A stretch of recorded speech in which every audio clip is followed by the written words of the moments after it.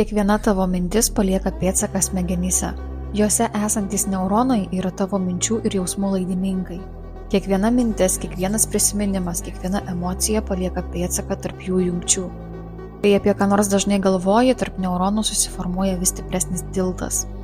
Šiuo tiltu tavo protas keliauja vis lengviau, kol galiausiai tai tampa automatiniu įpročiu. Kai renkiesi galvoti apie baimę, neuronai stiprina baimės tinklą. Kai renkiesi galvoti apie dėkingumą ir tikėjimą, stiprėja visai kitas tinklas. Kiekvieną dieną žmogus gali kurti naujus tiltus, naujas jungtis, naujus įpročius.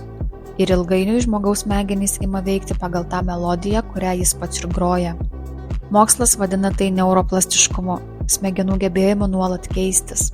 Tai reiškia, kad tavo mintys, tavo įpročiai gali keistis ir tavo gyvenimas nėra pasmerktas.